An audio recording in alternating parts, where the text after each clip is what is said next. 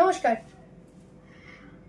বাসন্তী পুজো আমাদের বহু প্রাচীন পুজো এবং পুরাতাত্ত্বিক অনুযায়ী আমরা জানি যে বাসন্তী পুজোই আমাদের আসল দুর্গা পুজো। পরবর্তীকালে আমাদের পুরাণতাত্ত্বিক অনুযায়ী আমরা জেনেছি যে আমাদের যে দুর্গা পুজোটা বর্তমানে হয় সেটা রামচন্দ্রের দ্বারা পুজো হয়েছে, উনি পূজিত হয়েছিলেন এবং এটা অকাল বোধন। তো এই বিষয়গুলো একদম অন্য, আমি এখানে যাচ্ছি না।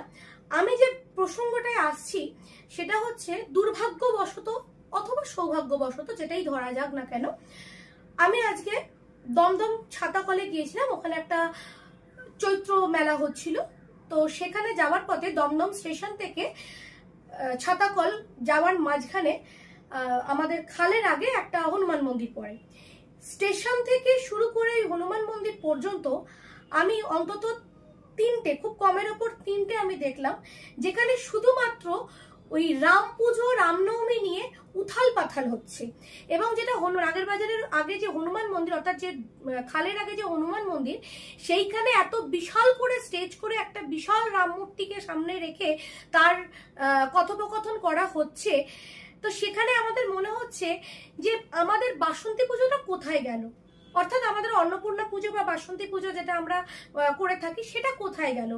এই যে ধীরে ধীরে বাঙালির পুজোগুলোকে সরিয়ে দেওয়া হচ্ছে, এটা কারা করছে? প্রকৃত অর্থে তারা কি বাংলার মিত্র, না বাংলা ও বাঙালির শত্রু? এটা একটা বড় জিজ্ঞাসার চিহ্ন রাখে।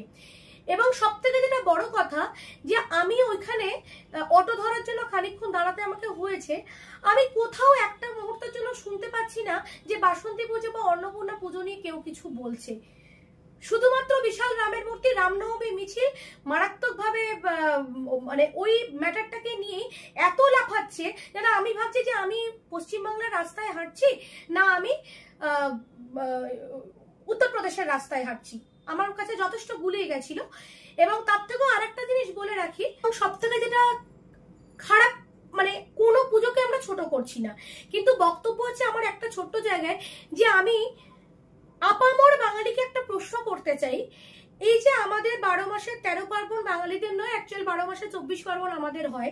তো আমি যদি শুরু করি বৈশাখ মাস থেকে, আমাদের গণেশ পুজো, আমাদের যে হালখাতা হয়, গণেশ পুজো থেকে শুরু করে, আমাদের ষষ্ঠী থেকে শুরু করে, রাস পূর্ণিমা থেকে শুরু করে, দোলযাত্রা থেকে শুরু করে, কার্তিক পুজো, কালী পুজো, দুর্গা পুজো, আমাদের বাসন্তী পুজো, রাস পূর্ণিমা, এই যে এত কিছু হয়, আমাদের কি কোথাও পোস্টার টাঙাতে হয়?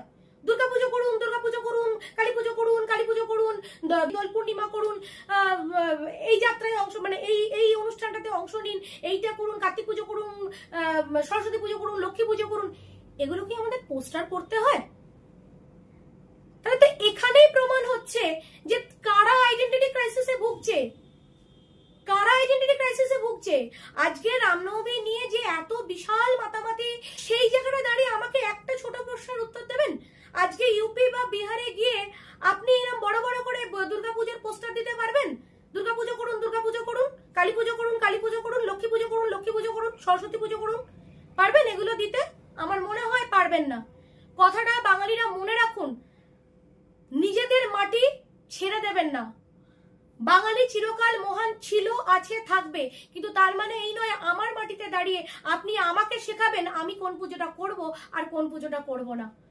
প্রতিটা বাঙালি ভালো থাকুন, ঠুকে বলুন ছাতি, দলের ওপর জাতি। জয় বাংলা পক্ষ। বাংলা এবং বাঙালির জন্য বাংলা পক্ষ লড়াই করেছে, করছে, আগামীতেও করবে। কোনো অসুবিধা হলে অবশ্যই বাংলা পক্ষের সঙ্গে যোগাযোগ করুন। জয় বাংলা।